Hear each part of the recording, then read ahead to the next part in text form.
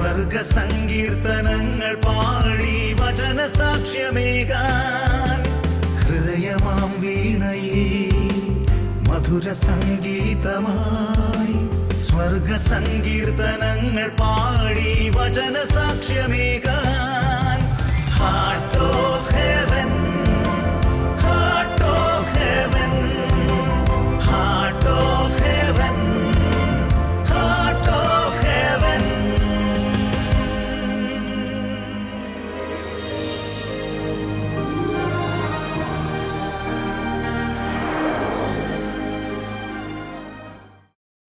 നമസ്കാരം. ഗുഡ്നസ് ടിവിയുടെ എല്ലാ പ്രിയപ്പെട്ട പ്രേക്ഷകർക്കും ഹാർട്ട് ഓഫ് ഹെവനിലേക്ക് ഒത്തിരി സ്നേഹത്തോടു കൂടി സ്വാഗതം. നമ്മൾ 2 ആഴ്ചകളായിട്ട് മജീഷ്യൻ സാമ്രാജ് സാറിൻ്റെ വിശേഷങ്ങളുമായിട്ട് മുന്നോട്ട് പോവുകയാണ്. അപ്പോൾ ഞാൻ കഴിഞ്ഞ എപ്പിസോഡിൽ പറഞ്ഞു ഇനിയും ഒരുപാട് വിശേഷങ്ങളും മായാജാലമൊക്കെ കാത്തു നിൽക്കുന്നുണ്ട് നമ്മളെ. അപ്പോൾ നമുക്ക് ഈ എപ്പിസോഡിലോടും ഒരുപാട് സ്നേഹത്തോടു കൂടി സാമ്രാജ് സാറിനെ സ്വാഗതം ചെയ്യാം. നമസ്കാരം സർ.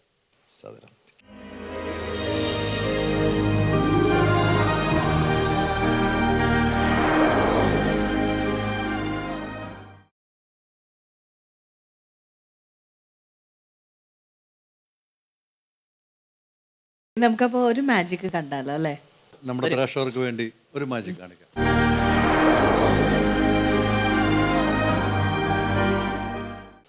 മനോഹരമായ ഒരു ചെടിയുടെ ബ്രാഞ്ച് ആണ് അല്ലേ? ഓൾറൈറ്റ്. ഇത് വെച്ചൊരു ഐറ്റം. ഇതിൽ ഏകദേശം ഞാൻ എണ്ണിട്ടില്ല എത്ര ഇലകളുണ്ട്. നമുക്കും പെട്ടെന്ന് എണ്ണാൻ പറ്റുന്നില്ല. ഒരു 50 ഇല കാണും ഇല്ലേ? 50 കൂടുതലുണ്ട്. 50. ഓക്കെ, 70 ഇലയുണ്ട് അല്ലേ? ഇതിൽ ഏതെങ്കിലും ഇഷ്ടപ്പെട്ട ഒരില ബൈജി സെലക്ട് ചെയ്യുക. വന്നിട്ട് ഒരെണ്ണം എടുത്തേ. ഒരെണ്ണം ഇഷ്ടപ്പെട്ടതാകാം, താഴെയാകാം, മുകളിലാകാം, എന്തും ആയിക്കോട്ടെ, പ്രശ്നമില്ല.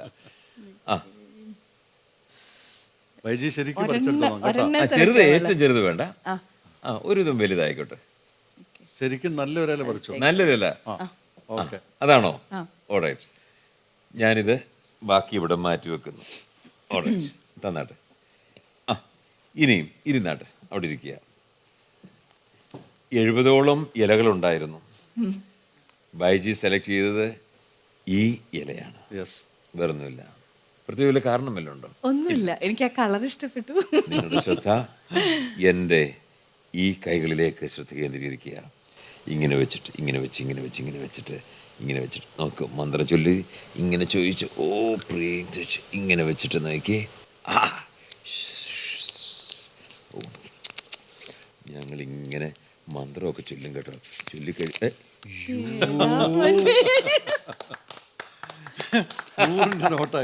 കണ്ടില്ലേ?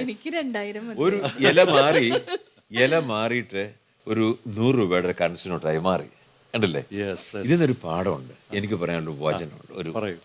ഒന്ന്, ഇങ്ങനെ ഈ ഓരോ ഇലയും നമ്മൾ മനുഷ്യരായിട്ട് സങ്കല്പിക്കുക അല്ലേ? ഒത്തിരി ആൾക്കാരുണ്ട്, എല്ലാം കൂടി നിൽക്കുന്നുണ്ട്. അതിന് പ്രത്യേകതയൊന്നുമില്ല, എല്ലാം കൂടി നിൽക്കുന്നുണ്ട്. പക്ഷേ ഇതിൽ ഒരില നമ്മളെടുത്തു. പക്ഷെ ഓരോന്നിലും ദൈവം അദ്ദേഹത്തിൻ്റെ സൃഷ്ടിയെ കാണുന്നുണ്ട്, കയ്യൊപ്പ് കാണുന്നുണ്ട്.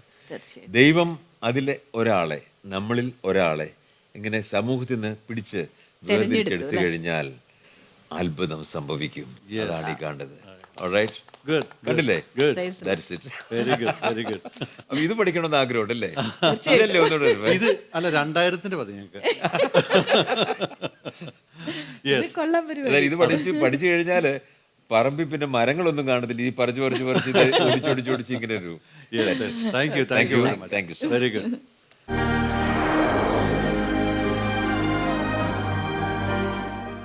ഗുഡ്നസ് ടി വി പ്രേക്ഷകർക്ക് ഒരു സന്തോഷ വാർത്ത. ഗുഡ്നസ് ടെലിവിഷൻ ഇനി മുതൽ സാറ്റലൈറ്റിൽ മാത്രമല്ല OTT പ്ലാറ്റ്ഫോമിലും ലഭ്യമാണ്. ഇനി മുതൽ OTT പ്ലാറ്റ്ഫോമായ ഗൂഗിൾ ടിവിയിൽ ഗുഡ്നസ് ടെലിവിഷൻ ലഭ്യമാകുന്നു.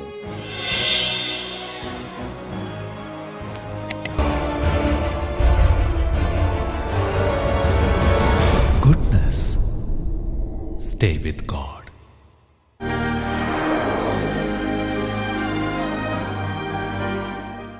ഏറ്റവും എനിക്ക് ഓർക്കേണ്ടത്, എന്നും ഓർത്ത് പറയേണ്ട ഒരു കാര്യം ഇതാണ്. മാജിക് എന്ന കലയുമായിട്ട് ഞാൻ നാട്ടിലെത്തിയപ്പം 30 വർഷങ്ങൾ എത്തിയപ്പം ആദ്യം ഞാൻ പരിചയപ്പെട്ട ഒരു വ്യക്തികളിൽ ഒന്നാണ് ക്രിസ്മസ് തിരുമേനി. അദ്ദേഹമാണ് എന്നെ കൂടുതൽ ശക്തനാക്കിയത്. അപ്പം ഞാൻ ചോദിക്കും, ഒരിക്കലും ഡൽഹി പോയിട്ടാണ് ഇദ്ദേഹത്തെ കണ്ടത്. അപ്പം ഇദ്ദേഹം ഡൽഹി വെച്ചിട്ട് എന്നോട് പറഞ്ഞു ഒരു 2 മാജിക് കാണിക്കാൻ പറഞ്ഞു. ക്രിസ്മസ് തിരുമേനി തിരുവല്ല. അപ്പോൾ അദ്ദേഹത്തിൻ്റെ ഡൽഹിയിലെ അവിടുത്തെ പള്ളിയിൽ വെച്ചായിരുന്നു. അദ്ദേഹം എന്നെ 1-2 ഐറ്റമൊക്കെ ഞാൻ കാണിച്ചു കഴിഞ്ഞപ്പോൾ ബാക്കിലിരുന്നൊരു കൈക്കാരൻ വന്നിട്ട് ദോണ്ട് അത് അങ്ങോട്ട് മാറ്റി ഇങ്ങോട്ട് മാറ്റെന്ന് പറഞ്ഞു. ഇദ്ദേഹം ഒരു ദേഷ്യപ്പെടല.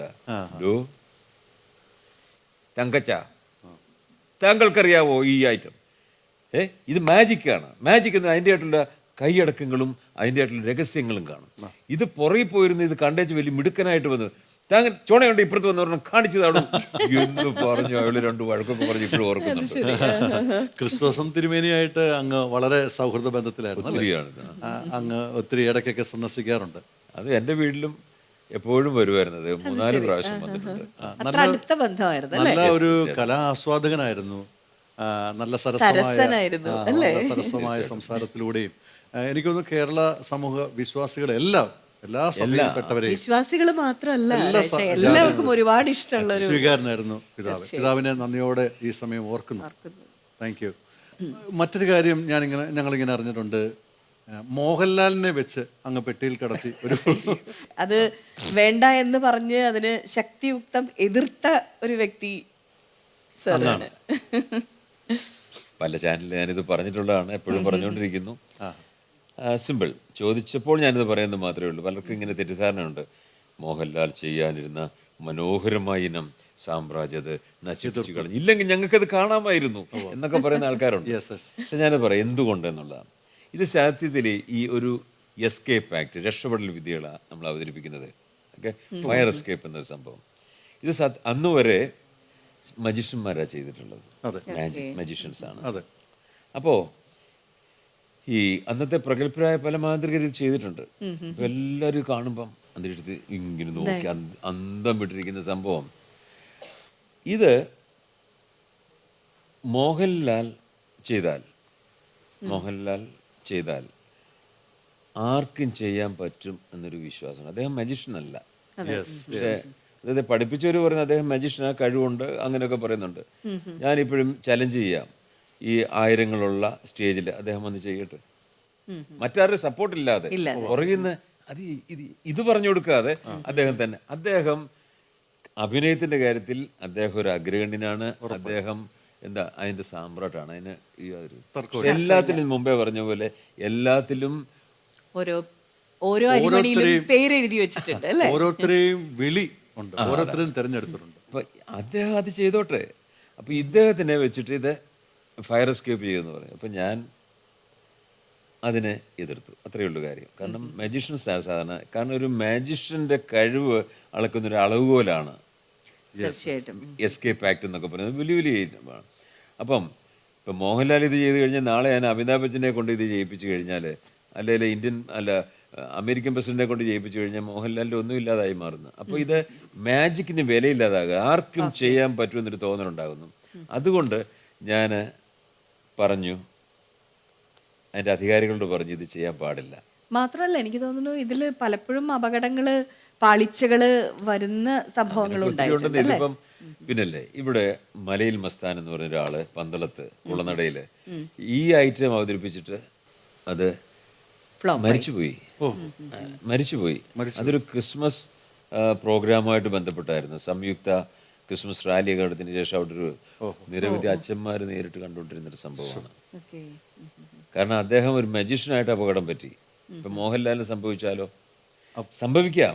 ഞാൻ മുമ്പേ പറഞ്ഞില്ലേ, ഇത്ര എക്സ്പേർട്ട്, ഇത്ര എക്സ്പീരിയൻസ് ഉള്ള സാമ്രാജ്യന് സ്റ്റേജിൽ അപകടം പറ്റിയില്ല എന്നുള്ള ഞാൻ ചോദിക്കുന്നത്. നമ്മുടെ കൈവിട്ടു പോകും. അങ്ങനെ ഒരു തലം കൂടെ കണ്ടു അതിന്റെ പിന്നിലല്ലേ. പിന്നെ അപ്പോൾ ഈ മോഹൻലാൽ എന്ന് പറഞ്ഞ മജീഷ്യൻ അല്ല. അദ്ദേഹം ആരുടെയോ പ്രേരണയാൽ അദ്ദേഹം ഇത് ചെയ്യുന്നതാണ്. എന്തിനാ അദ്ദേഹത്തിന് ചെയ്യണം? അദ്ദേഹത്തിന് പ്രശസ്തിയുടെ ആവശ്യമുണ്ടോ? ഇല്ല. അദ്ദേഹത്തിന് പൈസയുടെ ആവശ്യമുണ്ടോ? ഇല്ല. പിന്നെ എന്തിനു ചെയ്യുന്നു? മറ്റൊരാളുടെ പ്രശസ്തിക്ക് വേണ്ടിയിട്ട് അദ്ദേഹത്തെ ഉപയോഗിക്കുകയാണ് ആണെന്ന് തോന്നുന്നുണ്ടോ? ഇതേ ഉള്ളൂ സംഭവിച്ചത്. പക്ഷെ അതരുത്. അദ്ദേഹം ഒന്ന് ഉദ്ഘാടനം ചെയ്തു വല്ലതും പൊക്കോട്ടെന്നേ, അല്ലെ അദ്ദേഹം ഇതിന്റെ പ്രൊഫഷനിലേക്ക് വരട്ടെ. ഇത് അതും ചെയ്യുന്നില്ല. അത് പാടില്ല. അദ്ദേഹം നല്ല ഒരു ആക്ടറാണ്. ആക്ടറാണ്, അദ്ദേഹത്തിന് വെല്ലാൻ ആരുമില്ലല്ലോ. അദ്ദേഹം ആ ഒരു കുടുംബടിയിൽ നിൽക്കുന്ന ഒരാളാണ്. പക്ഷെ ഇതിലേക്ക് വന്നിട്ട് ഇതിലേക്ക് പോകേണ്ട കാര്യമുണ്ടോ? ഇപ്പം നാളെ മരണക്കിണർ നടത്തുകയാണ്. ഉത്സവപ്പറമ്പിൽ പോയി മരണക്കിണറുണ്ടല്ലോ, രണ്ട് കാറ് 2 മോട്ടോർ സൈക്കിളൊക്കെ ഇങ്ങനെ കറങ്ങി. അത് കണ്ടിട്ട് മോഹൻലാൽ കണ്ടേച്ചേ ഇത് കൊള്ളാമല്ലോ, എന്നാൽ അതിലേക്ക് ഞാനും കയറുക. അതൊന്നും ചെയ്യാൻ പാടില്ല. മോഹൻലാൽ എന്ന് പറഞ്ഞാൽ മോഹൻലാലിനെ സൂക്ഷിക്കേണ്ടത് നമ്മുടെ ഉത്തരവാദിത്വമാണ്. അദ്ദേഹത്തിന് ഇങ്ങനെ സർക്കസിന് വിട്ടുകൊടുക്കാൻ പാടില്ല. ഞാൻ വേറൊരു കാര്യം കൊണ്ട് ചോദിക്കുന്നു. നമ്മുടെ വേറൊരു മഹാനടനായിരുന്നു, ആരാണ്, ഈ ജയൻ. അതെ, ജയൻ മരിച്ചു കഴിഞ്ഞപ്പോൾ, ഹെലികോപ്റ്റർ മരിച്ചു കഴിഞ്ഞപ്പോൾ ചോദിക്കുന്നു, ഇദ്ദേഹത്തിന്റെ സിംഹാസനത്തിൽ ഇരിക്കാൻ ഇനി ആരെങ്കിലും ഉണ്ടോ?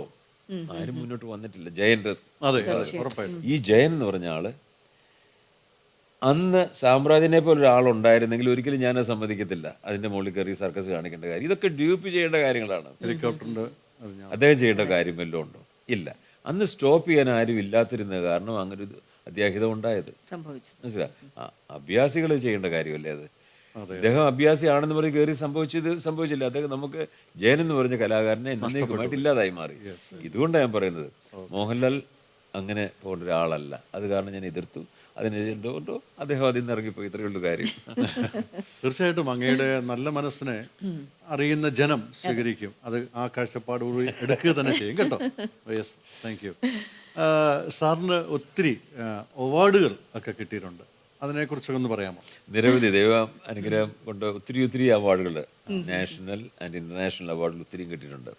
കാരണം ലോകത്തിന്റെ എല്ലാ ഭാഗത്തും 50 രാജ്യങ്ങളിലോളം പോകാനുള്ള ഭാഗ്യം എനിക്ക് കിട്ടിയിട്ടുണ്ട്. ഓക്കെ, അതിൽ കഴിഞ്ഞ 2014 ഒരു international Merlin award, Oscar of magic എന്നാണ് പറയുന്നത്, അമേരിക്കൻ ഒരു സംഘടന, ഇന്റർനാഷണൽ ബ്രദർഹുഡ് ഓഫ് മാജിഷ്യൻ എന്ന് പറയുന്നൊരു സംഘടനയുണ്ട്. അതിൻ്റെ അവാർഡാണ് എനിക്ക് കിട്ടിയിട്ടുള്ളത്. അത് സ്കേറി മാജിക്. എപ്പോഴും സാറിന്റെ ആ ഒരു സ്റ്റൈൽ ഓഫ് ഇതാണ് അല്ലെ, മാജിക്കൽ. എപ്പോഴും എന്തുകൊണ്ട് അങ്ങനെ ഒരു അത് എൻ്റെ ഒരു ശൈലി അതാണ്. എല്ലാവരും ചോദിക്കുന്നത് എന്തിനാ ഇത് എന്നുള്ളത്. പക്ഷെ അത് ഇപ്പം ഫിലിം സ്റ്റാർസിൽ തന്നെ പലരും ഉണ്ടല്ലോ. ഇപ്പം ഇന്ദ്രൻസ് ഇപ്പം അദ്ദേഹം പണ്ട് എന്ത് ചെയ്താലും ചിരിക്കുന്നൊരു സംഭവമാണ്. ഇപ്പം സീരിയസ് ഒക്കെ ആയിട്ടുണ്ട്. അങ്ങനെ ചിലർ ചെയ്ത് കഴിഞ്ഞാൽ തമാശ അവർക്ക് വരുന്നത്, ചിലർക്ക് സീരിയസ് റോളേ വരത്തുള്ളൂ. എന്നെ സംബന്ധിച്ച് ഞാൻ ഈ കോമഡി ചെയ്ത് കഴിഞ്ഞാലും ഏതോ ഭീകരമായ ഹൊററായിട്ടാ വരുന്നത്. ഞാൻ എന്ത് ചെയ്യാനാ? കോമഡി ചെയ്താൽ കോമഡി ആയിട്ട് ആരും സ്വീകരിക്കില്ല. അത് നമ്മുടെ ബോഡി സ്ട്രക്ചറും നമ്മുടെ ആ സൗണ്ടും ശബ്ദവും നോട്ടും പറയുന്നു. തീർച്ചയായിട്ടും ദൈവം ഒരു വലിയ ഗിഫ്റ്റ് ആണ് അങ്ങേക്ക് തന്നിരിക്കുന്നത് കേട്ടോ, എന്നൊരു സംശയമില്ല. കാരണം ദൈവത്തിന്റെ ഒരു വരദാനത്തെ ആണ്, വരദാനമാണ്. പറയുമ്പോഴ രാജു പറഞ്ഞ കറക്റ്റാണ്. എനിക്ക് ഈ ലെവലിലേക്ക് വളരാൻ പറ്റിയ അനുകൂലമായ സാഹചര്യമാണ് ദൈവം ഒരുക്കിയത്. ഒന്ന്, ഞാൻ ഇത് വളർന്നു വരുന്ന സമയത്ത് ഞാൻ ഗൾഫിലായിരുന്നു. പൈസയ്ക്ക് ക്ഷാമമില്ലായിരുന്നു. വേണ്ട കാര്യങ്ങൾക്ക് പൈസ മുടക്കാൻ ദൈവം എനിക്ക് പൈസ തന്നിരുന്നു. അതൊന്ന്. നമ്പർ 2, നാട്ടിലെത്തിയതിന് ശേഷം എൻ്റെ വൈഫ് ഞാൻ പരിചയപ്പെടുത്താം, മേരി. ഈ പലയിടത്തും ഭർത്താക്കന്മാരുടെ ആ പ്രൊഫഷനെ ഭാര്യമാരെ സപ്പോർട്ട് ചെയ്തെന്ന് വരുന്നില്ല. അതുപോലെ ഭാര്യയുടെ ഇതിനെ ഭർത്താക്കന്മാരെ സപ്പോർട്ട് ചെയ്ത് പരസ്പരം അങ്ങോട്ട് ഇത് എല്ലാം കൊണ്ടും വേറെവർ ആയിക്കോ, എവിടെ ഞാൻ പോകുന്നോ അവിടെ എന്നോടൊപ്പം ഉണ്ട്. അന്ന് മുതൽ ഇന്ന് വരെ എവിടെ ലോകത്തിന്റെ ഏത് ഭാഗത്ത് പോയാലും മേരി എന്നോടൊപ്പം ഉണ്ടാവും. ഒരു വ്യക്തിക്ക് മാത്രമാണ് ഒരു കലയായാലും എന്തായാലും അല്ലെ ഒരു വിജയത്തിലെത്താൻ അത് വലിയൊരു ഭാഗ്യമായിട്ട് ഞാൻ കാണുന്നു. കാരണം എൻ്റെ ഓരോ ഐഡിയ വരുമ്പോഴും ആദ്യം ഞാൻ ഡിസ്കസ് ചെയ്യുന്നത് എൻ്റെ വൈഫിനോടാണ്. കാരണം അതിനെ ഒത്തിരിയും അതുപോലെ അതിനെ കലയായിട്ട് തന്നെ കാണാനും അത് നമ്മുടെ അതായത് എൻ്റെ ഒരു പ്രൊഫഷനായിട്ട് കാണാനും എല്ലാം അതിനെ സപ്പോർട്ട് ചെയ്യാനെല്ലാം പുള്ളിക്കാരിക്ക് പറ്റുന്നു. അതാണ്. ഇപ്പൊ സ്റ്റേജിൽ വന്നാലും കംപ്ലീറ്റ് സ്റ്റേജ് കൺട്രോൾ അല്ല എൻ്റെ വൈഫ് തന്നെയാണ്. ഇത്രയും ആൾക്കാരെ കൺട്രോൾ കോർഡിനേറ്റ് ചെയ്യുന്നു എല്ലാം. നമുക്ക് ചേച്ചിയെന്ന് വിളിച്ചാലോ പ്രേക്ഷകർക്ക് ആഗ്രഹം ഉണ്ടാവുമല്ലോ അല്ലേ? അപ്പോൾ ഒരുപാട് ഇഷ്ടത്തോടു കൂടി നമുക്ക് മേരി ചേച്ചിയെ ഹാർട്ട് ഓഫ് ഹെവനിലേക്ക് സ്വാഗതം ചെയ്യാം.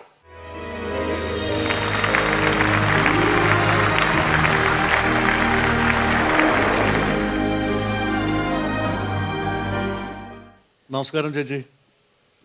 നമസ്കാരം ചേച്ചി. സാറ് പറഞ്ഞു എൻ്റെ ഒരു വിജയത്തിൻ്റെ പിന്നിൽ ഞാൻ ഇന്നൊരു ഇത്രയും വലിയൊരു മജീഷ്യനായിട്ട് ആളുകൾ അംഗീകരിക്കുമോ ഇതിൻ്റെ പിന്നിൽ എൻ്റെ ഭാര്യയാണ് എന്ന് പറഞ്ഞു. മേരി അതൊക്കെ ചേച്ചിയാണെന്നുള്ളത്. സത്യമാണെന്ന് അറിയണം. എങ്ങനെയാണ് ഒരു സപ്പോർട്ട് ആസ് എ ഹസ്ബൻഡ് അല്ലെങ്കിൽ ആസ് എ പെർഫോമർ എന്നുള്ള രീതിയിൽ ചേച്ചിയുടെ ഭാഗത്ത് നിന്ന്? ഞാൻ എല്ലാത്തിനും സപ്പോർട്ട് ചെയ്യുന്നുണ്ടെന്നുള്ള സത്യമാണ്. പക്ഷെ അദ്ദേഹത്തിന്റെ കഴിവാണല്ലോ കൂടുതലായിട്ട് നിൽക്കുന്നത് അല്ലെ. ഇപ്പോ കല്യാണം കഴിഞ്ഞതിന് ശേഷമാണോ ഈ ഒരു പ്രൊഫഷൻ എടുത്തത് അല്ലെ? അപ്പൊ ഇങ്ങനൊരു മജീഷ്യനായിട്ട് ഉണ്ടായിരുന്നു, ഞാനത് പറഞ്ഞില്ലെന്നേ ഉള്ളൂ. പറഞ്ഞു കഴിഞ്ഞാൽ ഒരു പക്ഷെ കല്യാണം നടക്കത്തില്ല.